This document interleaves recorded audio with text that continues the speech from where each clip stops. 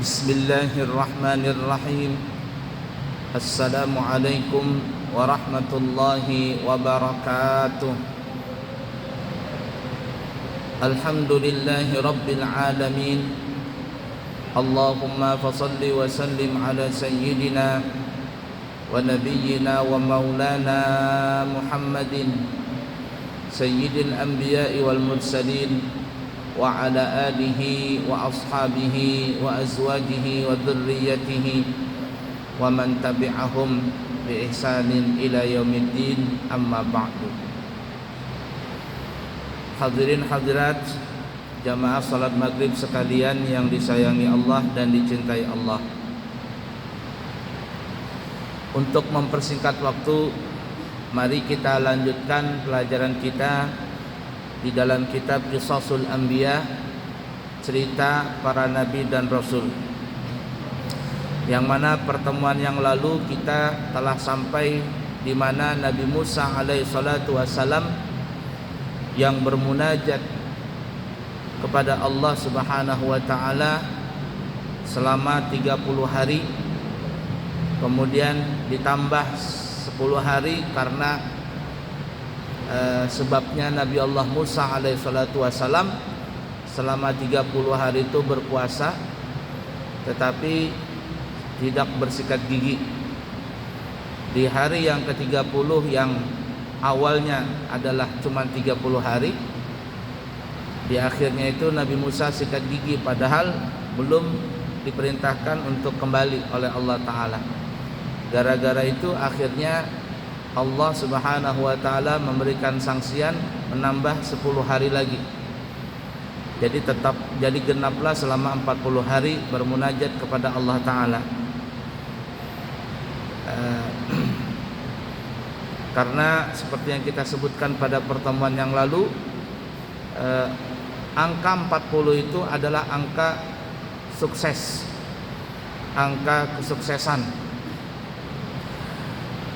Kalau seandainya orang bisa melewati selama 40 menit, 40 jam, 40 hari, 40 minggu, 40 bulan, apalagi 40 tahun, itu biasanya dia akan mendapatkan kesuksesan dari apa-apa yang dia cita-citakan. Karena banyak sekali ya di angka 40 itu. Terutama para nabi dan rasul diangkat menjadi nabi dan rasul adalah di umur 40 tahun. Dan biasanya kalau di umur kurang 40 tahun itu seseorang masih labil sekali, masih labil. Tapi kalau sudah 40 tahun dia sudah mempunyai hati sudah sangat stabil insyaallah. Baik, kita lanjutkan ya kisahnya. Disebutkan dalam kitab Qisasul Anbiya, ketika Nabi Allah Musa alaihi salatu wassalam bertekad hendak pergi meninggalkan kaum Bani Israel, yakni meninggalkan sementara karena ingin bermunajat kepada Allah Ta'ala, Nabi Musa alaihi salatu wassalam meminta kepada saudaranya, saudara kandungnya, yaitu Nabi Allah Harun alaihi salatu wassalam,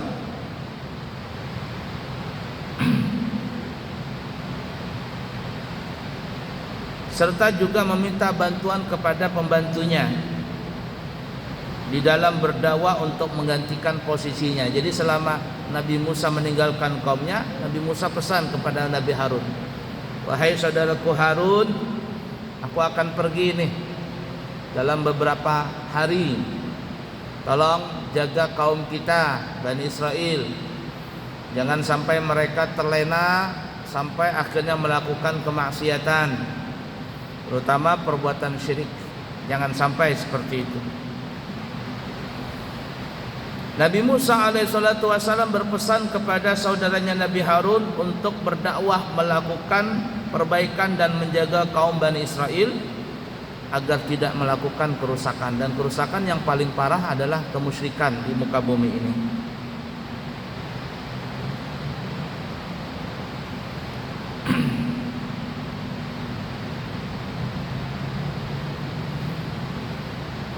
Disebutkan di dalam riwayat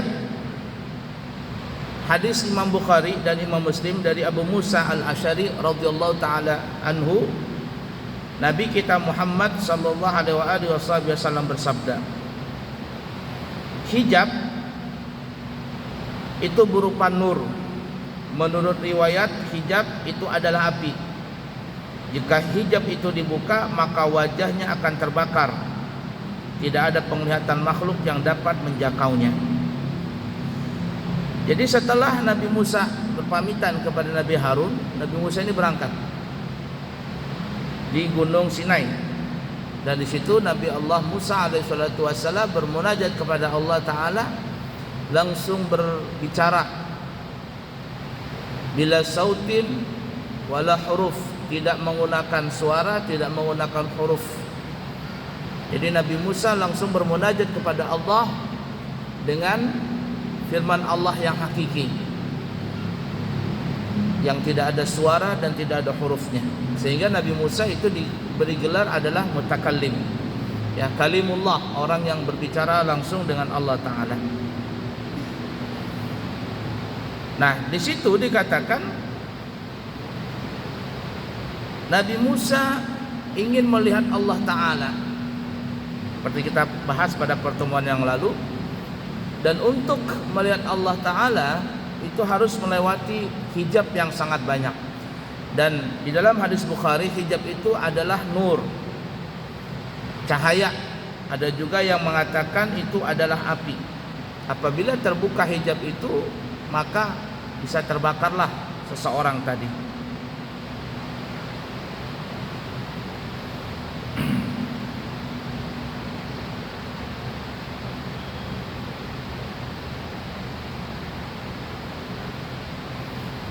Nah, oleh karenanya ketika Nabi Musa meminta kepada Allah Ta'ala untuk melihat Allah Ta'ala, Allah Ta'ala bilang kepada Nabi Musa, wahai Musa, bahasa kitanya nih ya, jangan langsung melihat aku.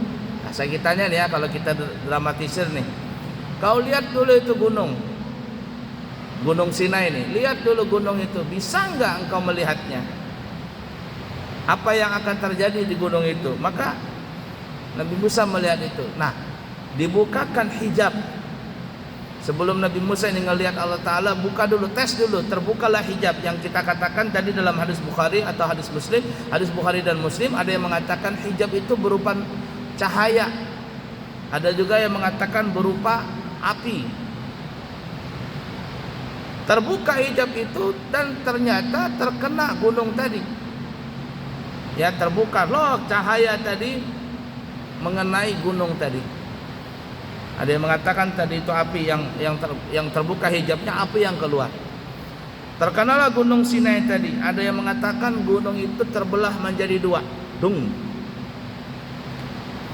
Ada yang mengatakan terpotong, jadi yang satu keangkat, bong begitu, terpental gunungnya. Ada yang mengatakan hancur sama sekali, dubuar, bukan lagi meletus. Kalau meletus mengeluarkan lahar itu biasa. Ini dubar, hancur. Tertutup hijab itu kembali lagi. Tersungkurlah Nabi Musa di situ, pingsan. Nah, bahasa kitanya setelah itu sadar Nabi Musa, kata Allah Ta'ala, Musa, baru melihat itu aja kada tahan, hendak melihat aku. Nah, disitulah Nabi Musa tidak mampu melihat Allah Ta'ala. Hanya satu saja yang bisa melihat Allah Ta'ala dan mendengar langsung suara Allah Ta'ala, mendengar percakapan Allah Ta'ala bila sautin wala huruf, yang tidak bersuara, tidak berhuruf. Cuma satu saja. Siapa itu? Nabi kita Muhammad sallallahu alaihi wasallam di dalam peristiwa Isra dan Mi'raj. Itu saja. Begitu kuatnya Nabi Muhammad sallallahu alaihi wasallam, maka hijab tadi yang dikatakan dalam hadis Bukhari itu berupa cahaya, ada yang mengatakan berupa api, itu tidak mempengaruhi kepada Nabi kita Muhammad sallallahu alaihi wasallam.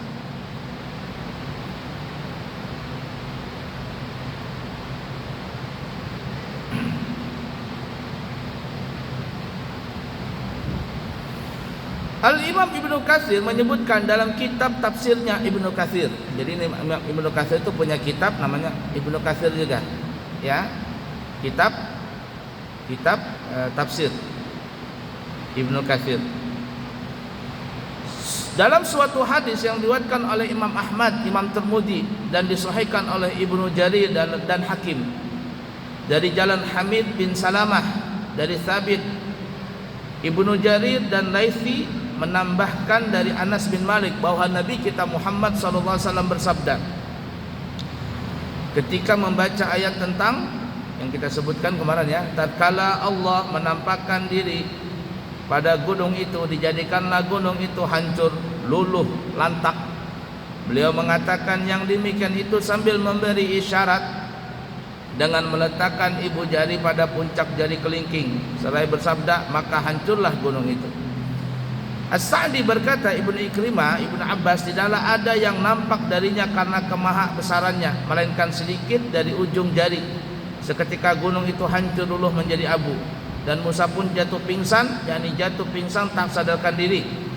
Menurut Qatadah saat itu Nabi Musa mati seketika. Dalam riwayat ini dikatakan, ada yang mengatakan Imam Qatadah Nabi Musa itu mati suri bahasa kita, bukan lagi pingsan, mati suri. Tetapi pendapat yang paling kuat adalah Nabi Musa itu bukan mati suri tapi pingsan. Di mana dalilnya? Tak kala Nabi Musa sadar kembali, dia berkata, Maha suci engkau, aku bertobat kepada engkau dan aku orang yang pertama kali beriman. Dan jadi bukan mati suri tapi pingsan.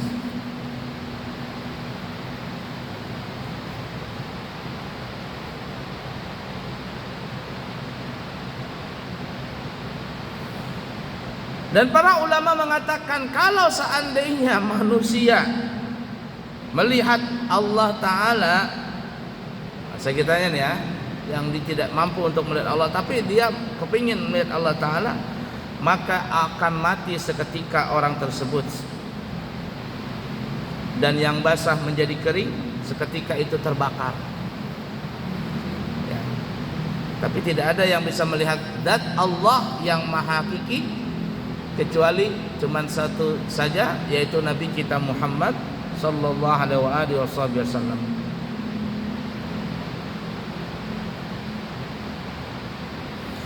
Terdapat dalam hadis Imam Bukhari dan Imam Muslim melalui jalan Amr bin Yahya bin Amarah bin Abi Hasan Al-Mazni Al-Ansari dari ayahnya, dari Sa'id Al-Khudri, ia berkata bahwa pernah ada seorang Yahudi, ini yang pernah kita ceritakan ya. Ada seorang Yahudi datang kepada Nabi Musa, kepada Nabi Muhammad, kepada Nabi Muhammad sallallahu alaihi wasallam. Orang Yahudi itu berkata, wahai Nabi Muhammad, seorang sahabat Ansar telah menampar wajahku. Lalu beliau bersabda, panggillah ia. Maka ia pun memanggilnya. Lalu ia bertanya kepadanya, mengapa engkau memukul orang Yahudi ini? Ia menjawab, aku pernah berjalan bersama orang Yahudi. Lalu aku mendengar ia berkata, demi zat yang memilih Nabi Musa melebihi semua manusia, juga atas nama Muhammad. Tanyaku, mendapat pertanyaan itu, ia marah kepadaku. Maka aku pun menamparnya. Lalu Nabi bersabda, la tukhayyiruni min bainil anbiya fa innan nasa yas'aquna yaumal qiyamah fa akunu awwala man yufiqu fa idza ana bi Musa akhidun biqaimatin min qawaimil arsy fala adri afaqa qabli am juziya bi sa'qati turi. Janganlah kalian memilih melebihkanku di antara para nabi-nabi, karena semua manusia pada hari kiamat kelak semuanya pingsan. Dan aku adalah orang yang pertama kali sadarkan diri. Tiba-tiba aku bersama Nabi Musa berpegangan pada tiang arash. Aku tidak tahu apakah ia telah sadarkan diri sebelumku, ataukah dia telah dibalas dengan pingsan di Bukit Tursina. Diriwayatkan pula dalam kitab Sahihain Bukhari Muslim melalui jalan Zuhri dari Abi Salamah dan Abdurrahman Al-A'raj dari Abu Hurairah dari Nabi kita Muhammad sallallahu alaihi wasallam, hadis yang semisal dengan hadis tersebut, janganlah kalian melebihkanku atas Nabi Musa. Hadis selanjutnya sama seperti hadis yang di atas. Maksud hadis ini adalah merupakan bentuk kerendahan hati Nabi kita Muhammad sallallahu alaihi wasallam dan sikap tawadhu'nya sallallahu alaihi wasallam, atau beliau melarang untuk melebihkan salah satu di antara para nabi karena emosi dan fanatisme, atau penilaian semacam itu bukan menjadi hak Anda, tetapi dialah Allah yang melebihkan sebagian di antara mereka atas sebagian yang lain beberapa derajat. Dan hal itu tidak hanya didasarkan atas pendapat manusia belaka, tetapi petunjuk dari Allah Subhanahu wa taala.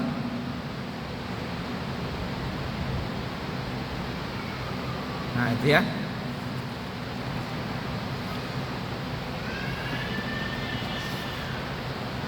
Jadi dalam hadis ini di akhirat nanti semua orang pingsan ya, karena melihat begitu dahsyatnya huru-hara hari kiamat. Nah, kemudian yang pertama kali bangun dari pingsan adalah Nabi kita Muhammad SAW dengan memegang tiang arasy bersama Nabi Musa. Ala kulli hal seperti itu.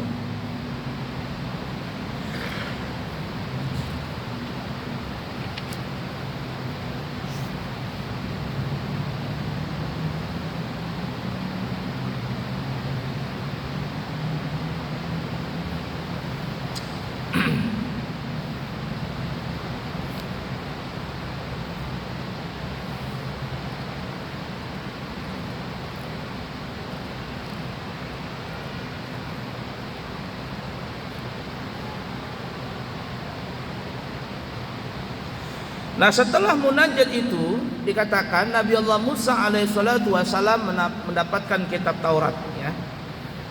Al-alwah disebut lembaran-lembaran.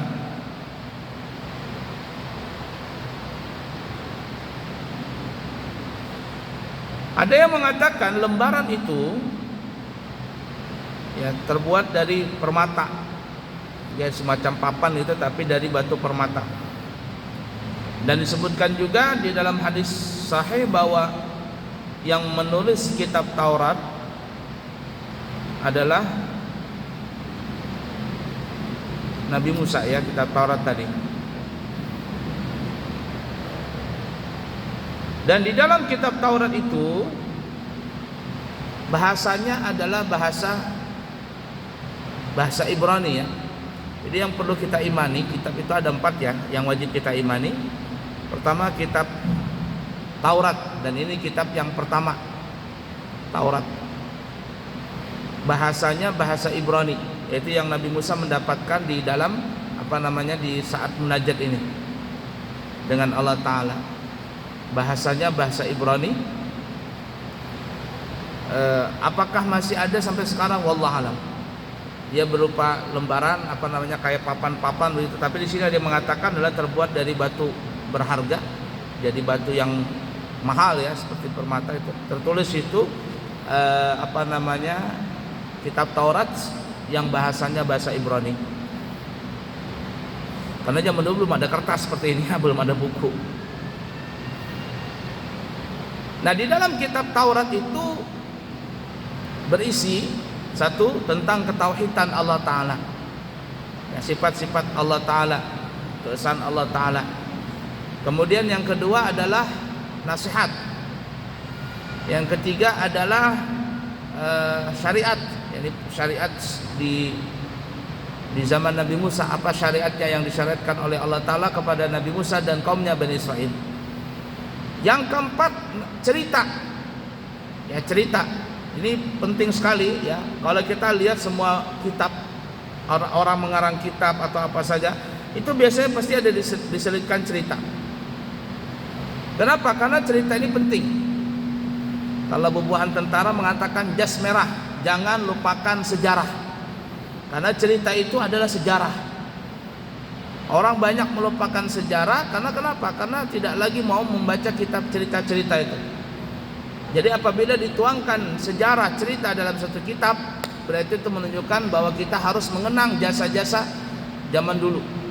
Cerita-cerita zaman dulu yang baik kita ambil, yang jelek sebagai iktibar saja, dan jangan sampai terulang lagi.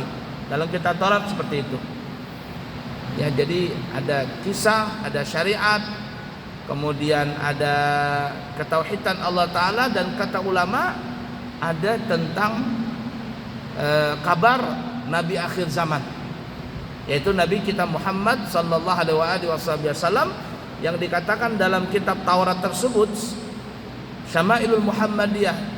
Ciri fisik Nabi Muhammad sallallahu alaihi wasallam itu sangat detail sekali disebutkan di dalam kitab Taurat tadi.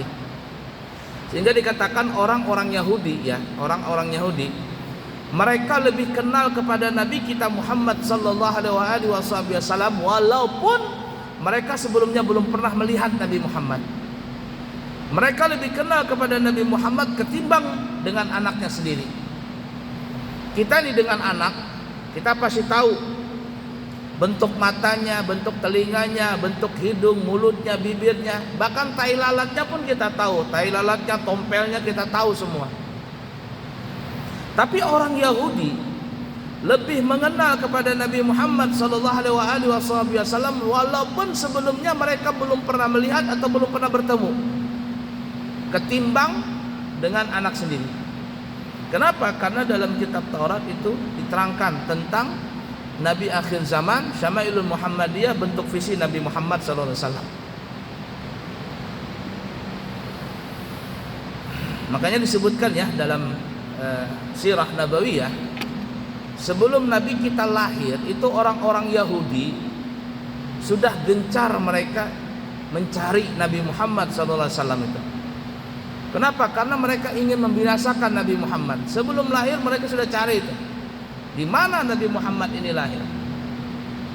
Kapan lahirnya? Dan mereka mengatakan ini sudah saatnya ini. Cuma tidak tahu di mana lahirnya. Bahkan dalam kisah sirah nabawiyah, ketika Halimatus Sa'diyah mengasuh Nabi Muhammad di kampung Bani Sa'ad kurang lebih selama 4 tahun, itu banyak sekali kejadian-kejadian yang mana Nabi Muhammad ini ingin dibegal lah, dieksekusi oleh orang-orang yang tidak bertanggung jawab dari kalangan Yahudi waktu itu. Karena ganjarannya besar sekali. Kalau mereka bisa menangkap atau membunuh Nabi Muhammad, maka orang Yahudi ini yang jahat-jahat ya, mereka akan memberikan ganjaran kepada orang-orang itu, algojo tersebut. Banyak cerita ya, nanti kita akan sampailah kalau sampai cerita Nabi Muhammad, sampai ke kisah Nabi Muhammad, sirah nabawiyah khusus kepada Nabi Muhammad dari sebelum sampai lahirnya, insyaallah kita ceritakan itu. Ya, banyak sekali kejadian sampai akhirnya Halimatus Sa'diyah bersama dengan suaminya mengatakan kita kembalikan saja Nabi Muhammad ini kepada ibunya. Karena saya khawatir kalau Nabi Muhammad ini selalu diganggu. Dan Halimatus Sa'diyah pada situ belum tahu bahwa itu Nabi Muhammad karena masih kecil. Cuman orang Yahudi sudah tahu itu.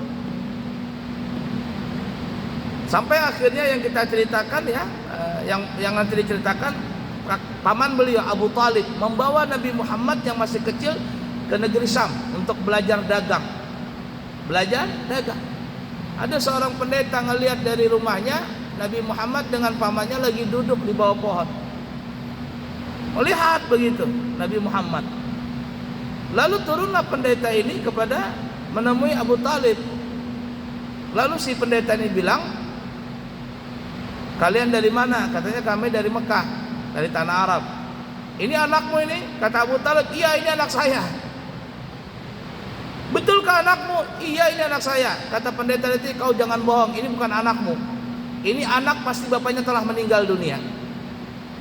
Abu Talib baru mengaku, oh iya benar, ini bukan anak saya, ini keponakan saya. Nah benar kan kata Yahudi, kata pendeta tadi, ini bapaknya sudah meninggal, nggak mungkin bapaknya masih hidup.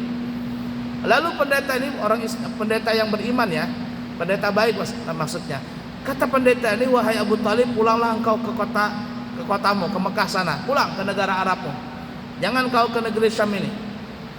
Kenapa kata Abu Talib? Karena orang-orang di sini, orang-orang Yahudi di sini mengincar anak ini, mencari anak ini. Karena anak ini nanti akan menjadi nabi di akhir zaman. Yani Nabi kita Muhammad SAW. Mendengar itu Abu Talib takut, langsung pulang. Karena begitu sayangnya Abu Talib kepada Nabi kita Muhammad SAW. Nah sampai akhirnya baru yang besar. Ketika Nabi sudah dewasa baru membawa dagangan Siti Khadijah radhiyallahu taala anha. Itu kitab Taurat ya. Nah, kitab Taurat ini terus berlangsung dari Nabi Musa, Nabi Harun, ya, Musa, Harun, sampai kepada Nabi Daud. Pada Nabi Daud, Allah memberikan kitab kepada Nabi Daud namanya kitab Zabur. Kitab Zabur. Nabi Daud itu seorang raja pada saat itu, mengalahkan, ya, kisahnya Talut dan Jalut. Mengalahkan Talut, Jalut. Itu Jalut itu kalau bahasa anunya Jalut kalau dibikin filmnya gladiator atau apa tuh ya, sampai dibikin film itu ya, gladiator itu asalnya Jalut, antara raja Jalut dan Talut. Nabi Daud dalam golongan yang baik, membunuh Talut dengan batu saja, sampai akhirnya Nabi Daud menjadi raja, diberikan kitab. Allah memberikan kitab kepada Nabi Daud namanya kitab Zabur. Nah, kitab Zabur ini bahasanya bahasa Kipti. Bahasa Kipti itu kata ulama adalah bahasa Mesir kuno. Bahasa Mesir kuno. Bukan bahasa Ibrani. Kalau bahasa Ibrani bahasa di kitab Taurat. Kipti, bahasa kitab Mesir kuno. Di dalam kitab Taurat, di dalam kitab Zabur ini tidak ada bicara tentang syariat. Karena syariatnya Nabi Daud ini masih berkaitan dengan syariatnya Nabi Musa, ini Yahudi tadi. Yahudi yang masih baik ya, Yahudi itu masuk Islam. Kalau yang dulu di zaman umat Nabi Musa, Nabi Harun, yang baik-baik ini, mereka masuk Islam. Tapi yang turunan sekarang ini, yang mereka merubah kitab Taurat asli. Nah ini nih, merubah kitab Taurat yang asli. Sampai akhirnya puncaknya mereka mengatakan Uzair ibnullah. Uzair mereka katakan anak Tuhan. Kalau Nasara kan Nabi Isa, mereka katakan Isa anak Tuhan. Kalau Yahudi Uzair anak Tuhan. Itu Yahudi merubah kitab Taurat tadi. Tapi yang benar, yang lurus, mereka beriman, mereka masuk surga dengan Nabi Musa. Nah, di kitab Zabur ini tidak ada bicara tentang syariat, yang bicara tentang ketuhanan, ketauhidan Allah Ta'ala, kisah-kisah, dan kata ulama banyak kisah dalam kitab Zabur itu, banyak kisah. Dan adalah terakhir tentang kabar Syama'ilul Muhammadiyah, Nabi akhir zaman dan bentuk fisik Nabi Muhammad SAW. Loh, kenapa tidak ada syariat di kitab Zabur? Karena kitab Zabur ini zaman Nabi Daud, Nabi Sulaiman dan seterusnya, ini berkaitan dengan syariat Nabi Musa saja. Syariat Nabi Musa yang asli, ini di syariat orang Yahudi pada saat itu. Turun lagi kepada Nabi Isa. Nah, Nabi Isa 500 tahun kurang lebih antara Nabi Muhammad dengan Nabi Isa. 500 tahun sebelum diutus Nabi Muhammad, sebelum lahir Nabi Muhammad ada Nabi Isa. Kitab yang Allah berikan kepada Nabi Isa namanya kitab Injil. Nah, ini merubah syariat. Kalau Yahudi kebesarannya hari Sabtu. Kalau Nasrani hari kebesarannya adalah hari Ahad. Hari Ahad. Yang berkaitan dengan Nabi Isa dan kitab Nabi Isa, Injil yang asli, mereka beriman semua itu, yang mereka masuk surga bersama Nabi Isa. Tapi ada penyelewengan, akhirnya kitab Injil yang asli dirubahnya. Yang tadi asalnya bahasanya bahasa Suryani. Injil itu bahasa Suryani. Tapi bukan Suryaninya si Mama Gupron tuh ya, Makoli itu. Itu ngaur itu ya. Yang tahu Mama Gupron? Ya, yang ngaku apalah itu ya, ngaku wali lah apa ya. Makoli. Nah, itu bukan bahasa Suryani seperti itu, bukan seperti itu. Nah, Injil bahasa Suryani berkaitan cerita apa dalam kitab Injil? Pertama, ketauhidan Allah Ta'ala. Jadi dari Nabi Adam sampai ke Nabi Isa ini semuanya itu bercerita tentang tauhid. Bahkan sampai ke Nabi kita Al-Quran tentang tauhid Allah Ta'ala. Lalu bicara apa lagi dalam kitab Injil? Syariat. Apalagi kisah-kisah zaman dulu. Ya, jas merah, jangan lupakan sejarah. Kemudian kabar datangnya Nabi akhir zaman, yaitu Nabi kita Muhammad SAW. Nah, itu kitab Injil. Bahasanya bahasa Suryani. Terus kemudian 500 tahun berikutnya kurang lebih lahirlah Nabi kita Muhammad sallallahu alaihi wasallam di tahun 570 Masehi, ada yang mengatakan 571 Masehi. 500 tahun lebih baru lahir Nabi. dari Nabi Isa. Ya, dari Nabi Isa. Sekarang kita berapa sudah? 2024. Ya, 2024. Jadi antara kita dengan Nabi Isa sudah 20 abad lebih. 2024. Sedangkan kita dengan Nabi Muhammad adalah berapa? 1445. 14 abad. Bedanya kita dengan Nabi Muhammad 14 abad, sedangkan Nabi Isa sudah 20 abad, 20 abad, 2000 tahun bedanya. Nah, datang Al-Qur'an bahasanya bahasa Arab. Arabnya pun bahasa Arab Hijaz, dan kata ulama bahasa Arab Hijaz adalah bahasa Arab yang paling fasih, yang paling baik. Bahasa Arab itu banyak ya. Bahasa Arab Mesir beda, bahasa Arab Sudan beda, bahasa Arab Irak beda, Yaman beda. Cuman yang paling baik adalah Al-Quran diturunkan dengan bahasa Arab Hijaz, yaitu Hijaz, Mekah, Madinah, Jeddah dan sekitarnya. La ilaha illallah. Baik, cukup sekian dulu. InsyaAllah nanti kita sambung lagi di kesempatan berikutnya tentang kisah Musa Samiri. Musa As-Samiri sama dengan namanya dengan Nabi Musa, tapi namanya As-Samiri. Dan ada yang mengatakan, wallah alam, benar atau tidaknya, Musa Samiri inilah yang menjadi cikal bakal Dajjal yang nanti akhir zaman keluar. Apakah betul atau tidak, kembali kepada Allah Ta'ala yang lebih mengetahuinya. Baik, cukup sekian. InsyaAllah nanti kita sambung pada kesempatan yang akan datang.